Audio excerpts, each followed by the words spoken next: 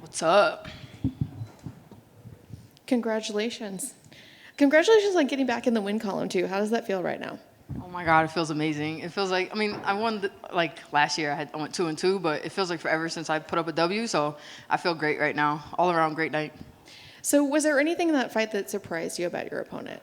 She tried to ground and pound me from bottom. So I let her throw one or two, and I was like, okay, if you want to go strike for strike from this position, that would be great for me. So I did. But that was about it. No, she didn't do anything that I wasn't expecting. And there was a period of time where there were some canceled bouts, and you mentioned that you changed your life 100%. Can you kind of talk to us a little bit about what did you change, and how did that time kind of help you heal? For sure. I've just been changing a lot of things mentally and spiritually. I've been going through a lot of things in my personal life that I really had to deal with that brought me to another level outside of fighting. My whole life has been about fighting, at least since I started for like the last 15 years. And I've been really selfish about it. And, being a mom and really focusing on my daughter and really focusing on my family gave me the opportunity and the motivation to change my life around for the better. And I realized I was just coming to fights and cashing checks, and having fun, but I wasn't really living how I was supposed to live to reach the goals. I had lofty goals, but you can't get them if you're not going to train like a champion, like an athlete. So I started training a little bit harder, making smarter nutritional choices, making smarter sleeping choices, making smarter choices about the people I put in my environment, all kinds of stuff like that. I made a lot of little changes that added up to a whole new person. And here I am today. I feel like, man, I'm not the same person that y'all talked to last time, and it feels good. So looking back on your career now, if you were to redo some of those fights that you lost in the mindset you are now, is that something you want to do? Do you want to kind of redo those, or are you just looking at this is a fresh start, today's the first day? Fresh start. Today's the first day. I'm 1-0 now. I know everybody says like the 2.0 thing. It's not really Sarge 2.0. I'm probably Sarge like 12.7. As much change as but it's definitely new. I don't like to live with like, I wish I could have done that. I spent a lot of time wishing I could have done things differently in my career. So just forget it. It's gone now. Like I'm back to the division, so it definitely feels fresh. And so let's keep it going from here. And you mentioned a lot of names that you wanted to fight. Is there somebody now that, in that moment, of course, you're not thinking straight. I know it hasn't been that long, but is there somebody now you can kind of hone in on? Just one name, maybe? I like the name I think to me that maybe makes the most sense right now that keeps coming up is probably Jessica Ai, because we had signed to fight before and we just never got there. So that's the first one that kind of makes sense. And she's ranked high enough. She's coming off of a loss. So I don't know how that plays, but I think to me it kind of makes the most sense right now. But like I said, it's whoever got a number next to their name that's going to sign the contract that's going to help me get to the top. Thank you. Thank you. Sijara, Yes. Hey, how you doing? you got your first finish in the UFC. How does that feel? Yes, technically it is. Nice. Sweet. Thank you. Feels amazing. Tough doesn't count. That's right. No, it feels great. Awesome. Good to know. So, I mean, the story of the week and was your weight problems and everything. How does it feel to shut everybody up and you made weight successfully, you looked good, and then you went in there and dominated? Yeah, it feels good. It was less about shutting everybody up and more proving to me that I can make it. Let me tell y'all something. I've been working on this weight class since the beginning of the year. I knew about halfway through my year last year. I think I was probably around like the Julia Villa fight. I was like, I think these girls are too big. And so I had already started like mentally preparing myself to go back down. And it was a lot of like, can I do it? Should I do it? Is it healthy? Is it, there was a lot of that. And once I got over that and I started eating clean without a fight sign, I started losing weight with no fight sign. Let's start losing it now. And when I saw my body coming down, I felt the way I felt in practice, and I felt the way mentally I had more energy. I was sleeping better.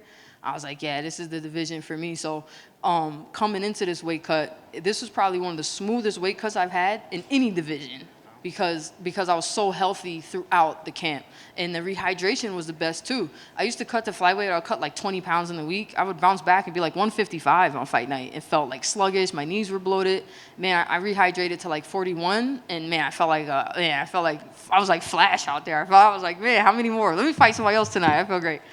So is it safe to say you're staying at flyweight? Oh, yeah. No, they're not getting rid of me now. I had a healthy cut. Oh, nah, it's a wrap for y'all. Whoever, any of these flyweight ladies listening, it's a wrap now. Nah, it's a wrap. And you say, you've been eating clean, of course. What's the first thing you're going to go eat right now? Man, I don't know. So a lot of fighters like food porn all week, right? I'm telling you, I was on Food Network this week, something vicious, because it ain't just been a week. I haven't had chocolate and candy and ice cream for months, like months. I've been eating so clean, measuring everything.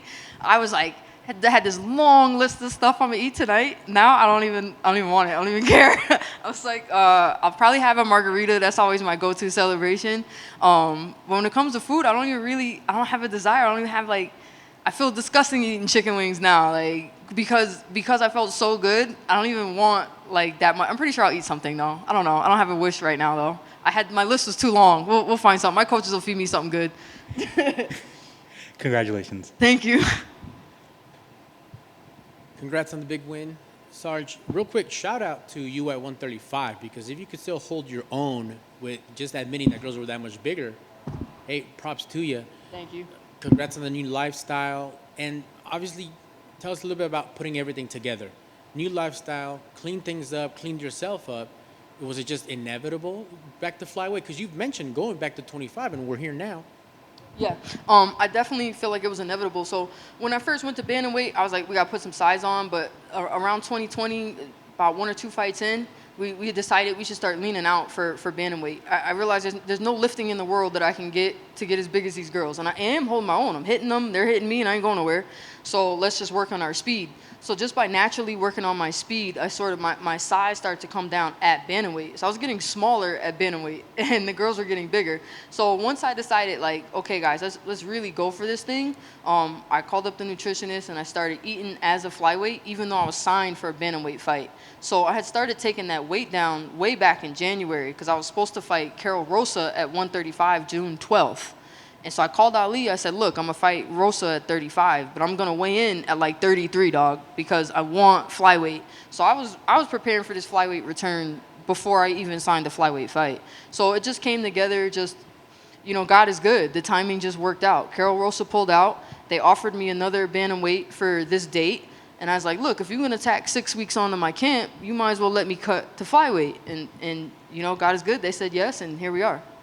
Excellent. Good stuff. Did you envision it playing out this well? Because, I mean, the first round knockout, you look tremendous in your new, second run at flyweight. Technically new weight class. Yeah. Yeah. I mean, I'm always envisioning a finish. I'm always envisioning the different ways that we can end the fight. I always want to end the fight. And this is probably the first time in my life that it literally went exactly how we planned it. And so that's the first time we had no hiccups from bell to bell. It didn't even make it to the next bell. We just did exactly what we were supposed to do. So it felt amazing to be able to put a game plan together and have it go flawlessly. Excellent. And lastly, walk me please through that knockout, because a tough alum, not since the late Kimbo Slice, have I seen somebody ask the person to hit them.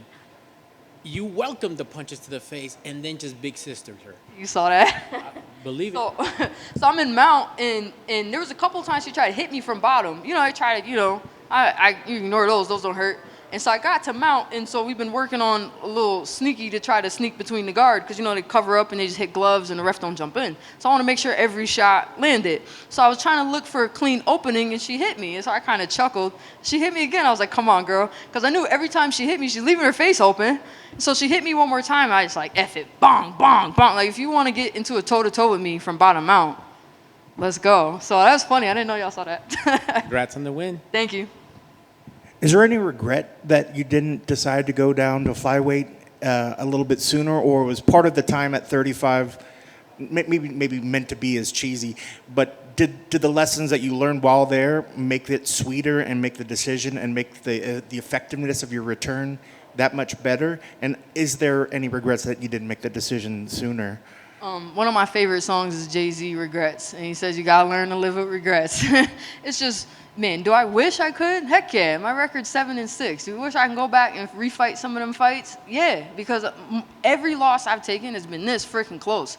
Could I go back and redo all of them? I could easily be, 7-6? I could easily be 12 and something, but you just can't go back and do those. So, no, it's more the latter. I think I'm hard-headed. So, honestly, I learned better from the tougher lessons. So I probably needed to fight a couple of them 2 big girls to you really got to hammer stuff home with me. About 3 of them was like, doom. I was like, all right, maybe y'all are too big. So I think I needed that little lesson to make this return sweeter and to make my motivation for this return that much better. I've been more motivated in my life right now, so I think I kind of needed that time. And what's great, and I believe you're 36 now, which I think some people could say, well, she's not young, but you're not old. You're kind of right in the middle. But you're saying with this decision to go back down in the way that you're treating, you feel like this is a brand new you. Do you feel that by this move, you're giving your career a chance to go even further than what it would have if you stayed at 35? 1,000%. I think if I'd have stayed at 35, I'd have maybe had a couple of fights left in me.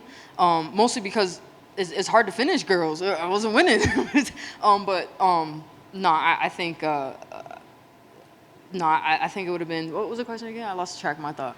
No, just if you felt like by making these decisions, you've now prolonged your career. Do you that feel like you're prolonged my brand career. new? I mean, you could go.